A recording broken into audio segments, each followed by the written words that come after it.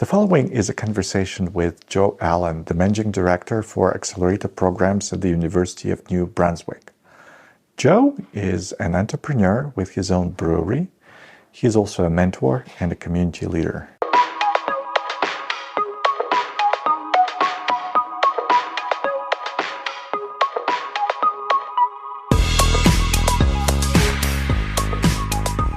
Tell me a little bit about your journey and how you became Managing Director of Accelerator programs at the University of New Brunswick.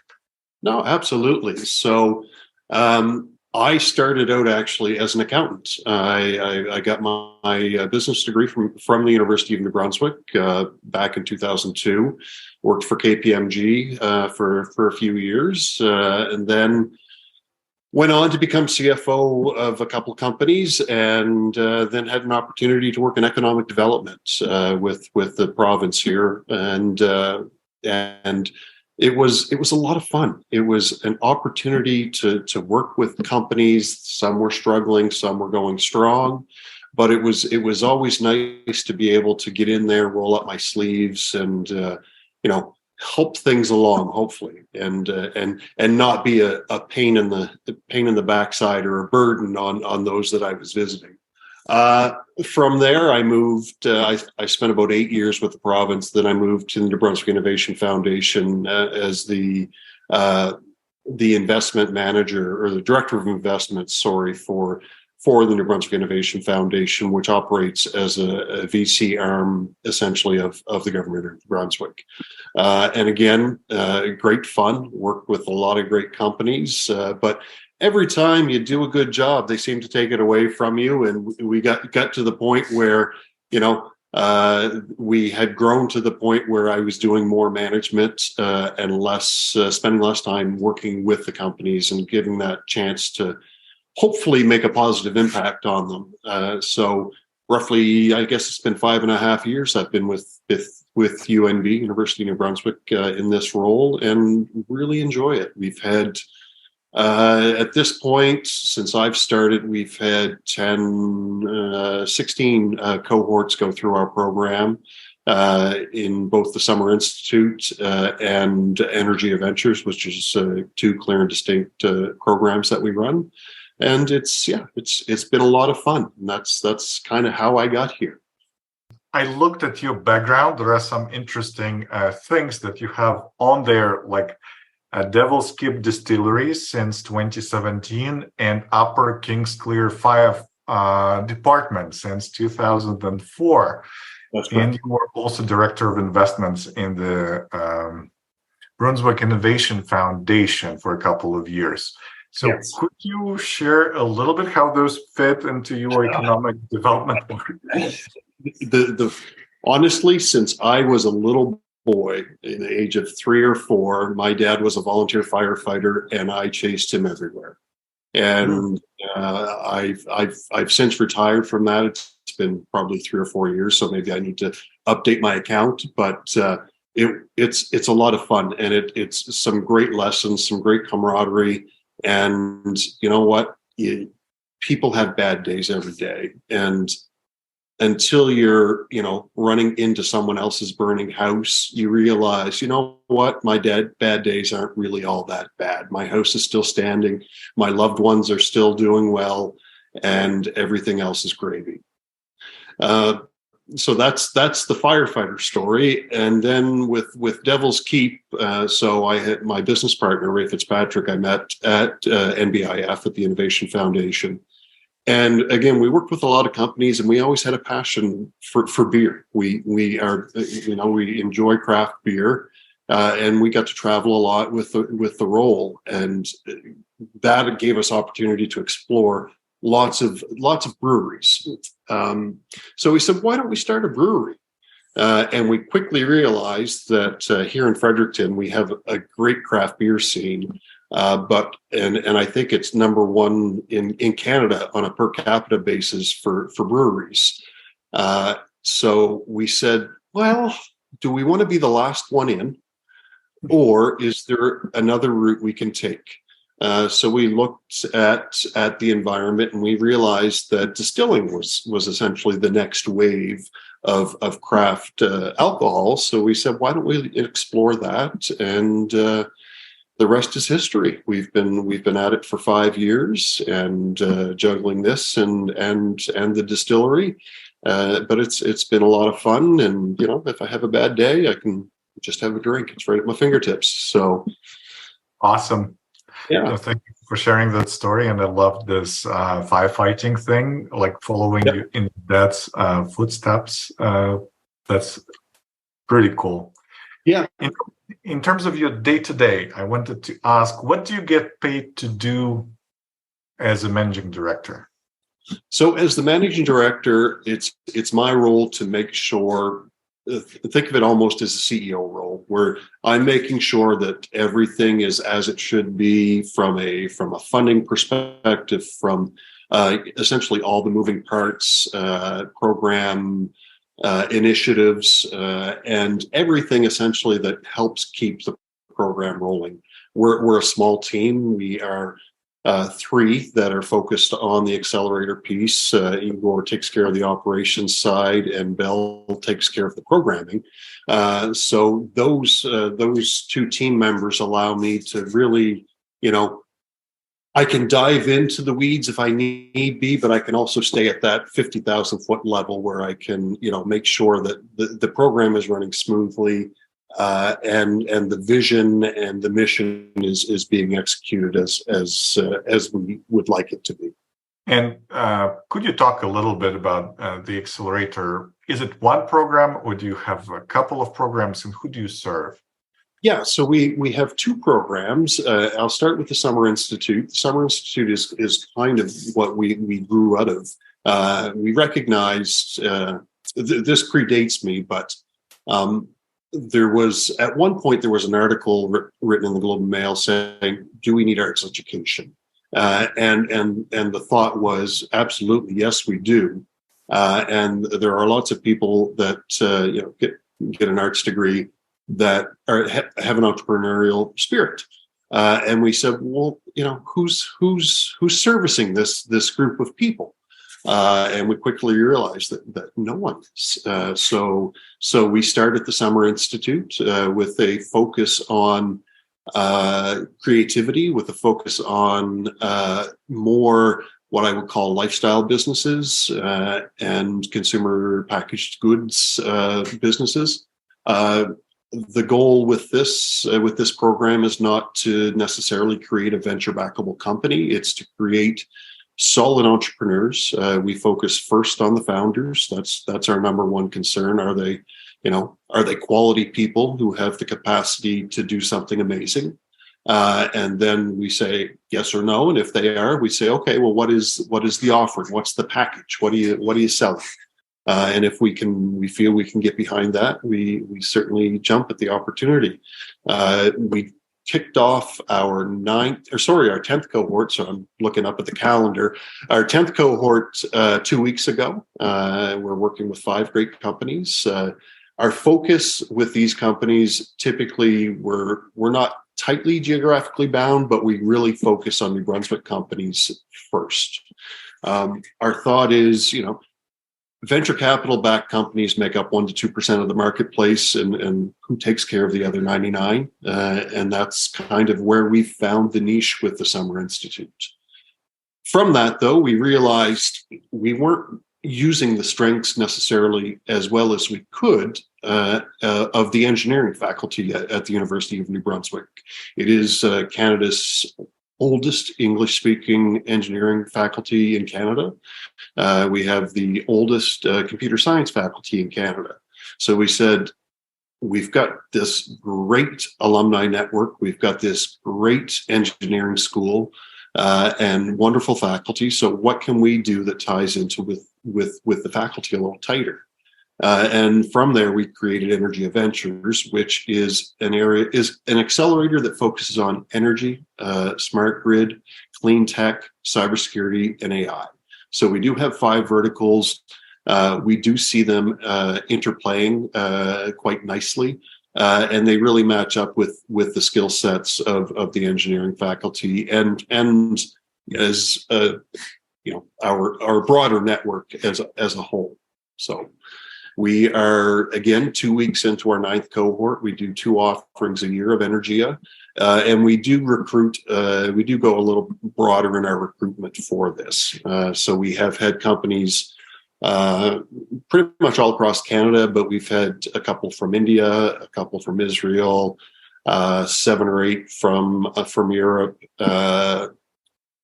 3 from 2 from Nigeria, 1 from South Africa. So we do reach a little broader, but our focus, if we can, is to support local companies and really make an impact.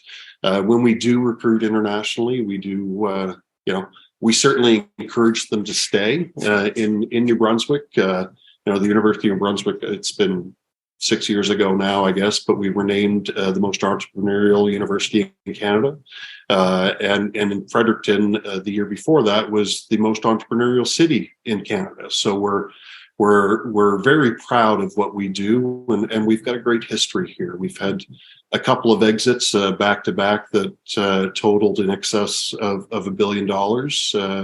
Not our group, but within the city. So entrepreneurship and the spirit is alive and well in Fredericton for sure. Very cool. Congratulations on those amazing achievements. And I wish I could take credit for it, but But other things that you've mentioned, like 10th and 9th cohort, and I love the fact that you're working with different types of founders. So I assume there's tech, energy, clean tech. Those are more kind of your venture-backed kind of types, whereas the initial accelerator you talked about, the 99 or 98% who are not being taken care of. How do you combine those two groups within one organization? Do they get to interact? Is the programming similar in any way? The programming is very similar. It's framed differently, though, in that we try to make sure that we're right sizing the curriculum for the cohort. If the cohort is more technical, we'll probably have a little stronger technical bent or angle from where we're coming from with the curriculum. But when it comes down to it, competitive intelligence is competitive intelligence, and whether you're working within a province and don't plan to sell beyond it, or your market is global, you still need the same skill set to understand your market. So we're able to overlay a lot of our curriculum across both. And then what we do beyond that is we really tailor our goal setting, and we tailor the topics that we work with the companies to their needs. So if you approached me and you were very strong financially, maybe we're looking at level 7 forecasting instead of level 1, 2, where we're really getting your feet wet and teaching you the ropes. It looks like you are not working with just people affiliated with the university. So what's the incentive for the university to be involved? If we roll back the clock 35 years ago, in 1988, the Dr. J. Herbert Smith Center for Technology, Management, and Entrepreneurship at the University of New Brunswick was created. Mr. Smith was the first, and I'm sure I'm going to get this wrong, but I believe he was the first Canadian CEO of GE. And it may have been GE Canada, but either way, he was a graduate of the university. He was winding up his career, and he recognized that, we push out some great engineers who don't always have the business skill set that would come in handy in a workplace. So the center was created to create some curriculum for engineering students to have a better understanding of entrepreneurship. Fast forward to 2011, I believe it was. 2011, Dr. Dorinda Shukla joined us, and we've really taken off since his arrival. In the last 12 years, we've helped create or accelerate over 250 companies. So Are we going beyond the engineering faculty to whom we tap for support? Absolutely. We reach well beyond that. We work with as many partners as we possibly can, and as many mentors as we possibly can. And sometimes it's it's a mentorship that may be a one-off question. I've got a really technical question that only you, the world subject matter expert, can answer. So do you have 20 minutes for this company, for example?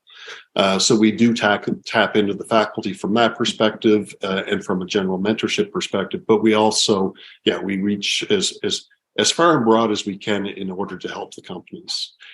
From a university perspective, it really it helps build our brand. It helps strengthen the brand of the university.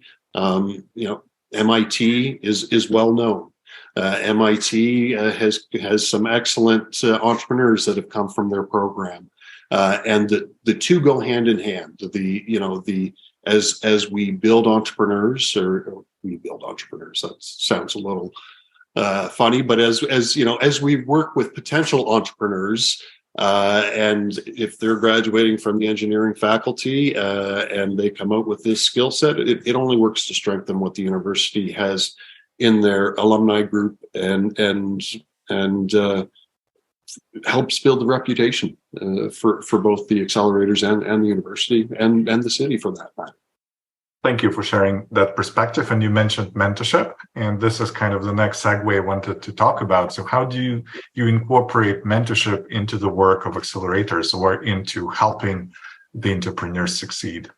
Yeah, so we recognize that it takes a village, and we want to make sure that we surround our entrepreneurs, our founders, with the right villagers. We do a couple of styles of mentorship with Summer Institute. It's more one-on-one and office hours, and bringing in subject matter experts to help the companies as they grow. I'm just going to take these off. And with Energia and our programs, academic programs, we use the MIT VMS model, where we try to surround the companies with 2 or 3 strong mentors, so that there's some consistent touch points, so that we can see the growth. Sometimes it can be if you don't have that consistent mentorship from, say, week to week to week, you have a new mentor talking about a new subject, you don't always get that same follow-up with the previous week, where the founder walks away saying, yes, thank you for the advice, I'm going to do that, I really appreciate it. And then they forget about it, or no one is there to chase them to say, did you do this? So that is one of the nice thing about the consistent mentorship between, say, from week to week. We really get that push, that driving force that will force the companies, force the founders to really, stay on top of things, which is part of acceleration. It's meant to be tough, and it's meant to be hard, and it's meant to be busy. So we make sure that we're there as a tool to help them out, but we're also there as someone that's going to hold them accountable. And when we spread it out amongst our mentors, it certainly makes everyone's job easier if they're hearing it not just from the accelerator team, where I hate to make it sound patriarchal, but where it's mom and dad saying, "Did you do your homework?" versus it's a peer saying, "Did you do your homework?" Which really has helped out. I'm curious about the flavor, if any, if you add it to MIT VMS. Are you using like the vanilla team mentorship approach, or are there some peculiarities that you've incorporated for your accelerator? Yeah, so we will quickly switch mentors if there isn't a match, and MIT is the same, but we overlay it with office hours, so that when you do need that subject matter expert, we'll bring in a lawyer or an accountant, and and everybody can take their turn with them. But generally speaking, we're pretty close to the model. We may, because our academic program is a 10-month program. We don't have the touch points as frequent. So we are spreading it out so that you have maybe 6 or 7 touch points throughout the academic year. But that, on top of that, you're working on a master's degree or a diploma in TME. So there's a lot going on anyway. You've got a lot of touch points with your academic advisors and your professors and stuff like that. So I think we do spread it out a little more. But with Energia, this actually will be our first full year diving into it, and we plan on pretty much sticking to script, I guess would be a way to put it. Previous to that, we had done it a hybrid method, and part of the reason for that was COVID. We were doing everything hybrid or virtual, so that threw a bit of a wrinkle into it. But now that we're putting bums in seats again and doing it in person, we realized now it's time to grab the model full force. And what technology stack do you use, and how much time of the collective effort of the team does it take to run your VMS program? So with us, because we're a small team and we have some really strong mentors that have been with us years over years, we keep it real simple. Doodle, spreadsheet, and Outlook. That's about it. Okay. So I'm biased here. Yes, exactly. Yeah. Nice segue. Have I told you about my? Of course, I know I have.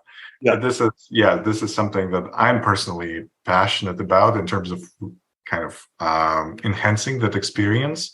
But every program has to make those choices and figure out what works for them. From a mentor perspective, what does the experience look like, and has it been easy for you to recruit the right mentors for your entrepreneurs? Yeah, it actually has. There really hasn't been a big challenge with us recruiting. One of the great things about New Brunswick is that we're a population of about 780,000 people, and there's an expression 6 degrees of separation. Well, in New Brunswick, it's 2.5, and you maybe relate it to one of them. So it's very easy to reach through your network, and if you don't know someone else knows someone. So we're small but mighty, and some people say, well, then you don't have a lot. The pool can't be very deep, but we've got some amazing companies here. And we've got some amazing research institutes, especially the university, where we can pull our mentors from. As I mentioned, we've had those 2 exits that combined for over $1 billion. That created a lot of zeal for entrepreneurship and a lot of desire to help. If we can do it once, why can't we do it again 3 or 4 times? And people, as much as there's always a concern of someone else getting ahead of you, we really don't live that way here. We're very collaborative, and even especially in the distilling and brewing, it's more co-opetition than anything. If a competitor needed something, we're out of corn. Can you lend me a bag of corn? It's no problem. And we find that translates pretty much across all facets of what we touch in Energy and Summer Institute. People want to help, and they are typically. It's not often we get duds. It's not often that we get a potential mentor that says, "Oh, we'd love to help," and you realize 2 mentor sessions in that they shouldn't mentor, or be near people in general. It's always a pretty good experience from our end. So what advice would you give to someone who is just getting started with this team mentorship model? Because it might seem a little bit overwhelming in terms of the logistics of it. Yeah, it's no different than eating an elephant one bite at a time. You just have to say, okay, here's the plan, here's what we're going to do, and recognize that it's not going to be all done today. It is a process, and one foot in front of the other, and before you know it, you do have it up and running. I would suggest, training of the mentors is very handy. Some of them are mentoring for the first time, and one of the things that we quickly realize, or our mentors will quickly realize, and if they don't, we make sure that we tell them anyway, is that what works for you doesn't necessarily work for someone else. So the approach that you would like a mentor to use with you may not work for the potential the company that you're mentoring. So we try to make sure that we encourage people to make sure that they're matching their approach to the company, to the founders' needs. Some people like a drill sergeant for a mentor, and some people don't. And when you get that drill sergeant, maybe that might make you crumble versus someone that is more nurturing and takes what I'll call a softer approach, and still will end up with the same results. Still very positive results, but you just have to make sure that you're matching your personalities and your approaches to that of those being mentored, and make sure the message isn't lost in the medium, essentially. And does the program team actually attend the sessions? We do not. We encourage the sessions to be done without us. And the reason is, we do have a lot on the go, and we've got 2 programs underway right now. So we make sure, though, that there is a good feedback loop from both sides, from the mentor side and those being mentored. That makes a lot of sense. In terms of specific impact, how do you know that your programs are creating impact? How do you measure impact, both in terms of success stories and in terms of leading indicators? Yeah, so we have several KPIs we focus on, and of course there's everyone's favorite. How is my Accelerator doing to industry standard for longevity? Our companies are lasting this much longer than the average startup, so we've got that as a focus. But we also, from our day one, when we start a cohort, we make sure that we line up goals for the company, and we make sure that the goals are what I'll call right-sized for the 12-week period that we're working with them. But we also work in some medium and longer term goals so that they can be working towards them. So the achievement of the goals is certainly a great measurement for the companies. This is where we are today. This is where we want to be when the program is ended. That can be pretty binary. Did you make it or not? So that is a good success factor for us. And there's the great ones. When we go out and see, we've had a couple of companies go out and both raise over 10 million US within, say, six months of finishing our program. We've got some companies where we have different focuses, and it could be that you've hit your next milestone in the development process. So the feedback loop is there, and we're not just talking into a vacuum or an echo chamber. We're making sure that we give the founders an opportunity to say, listen, we're not happy, or we're not progressing in the right direction, or not that anyone has said this, but this is a waste of my time. I'm out of here. So we make sure that, we're working with those companies so that they're achieving their goals. We also have some KPIs that are overlaid onto us by funders, job creation, wealth creation, and such, so that our funders are seeing that their dollars are going to the best uses. And I know a couple of programs I talked to, they view a VMS model as a way to build this very engaged community of people who graduated from the university or who just live next to the university, who become invested and engaged with university activities, and they become donors or supporters of things that the university does.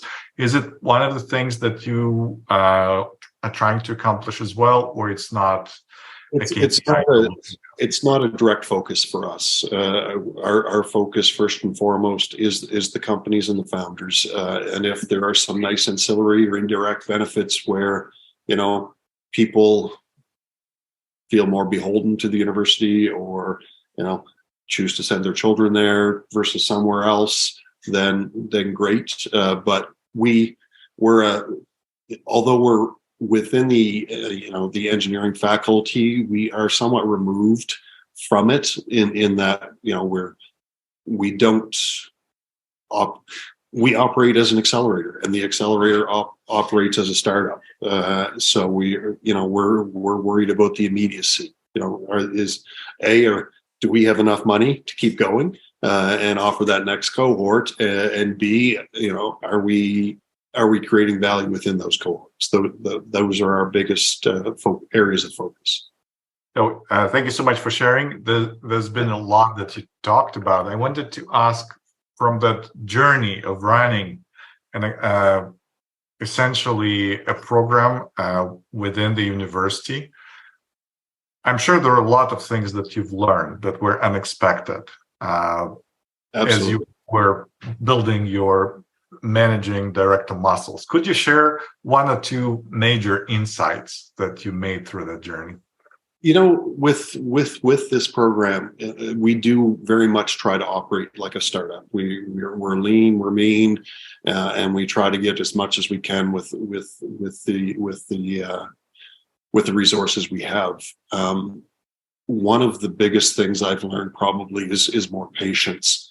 I feel very much that everything should be done yesterday, and it's not always the case that it'll happen that way. And working with partners, with funders, with the universities, it does sometimes take a little more time. So and we've always taught that of our startups. If your milestones are supposed to be 6 months from now and cost $100,000, assume 12 months and 200,000. And I've been that's certainly been a learning from my perspective, is that as much as you'd like to get everything done today, there's it's never going to happen that way, and be ready for the unexpected and the hiccups and the challenges, just like a startup. It's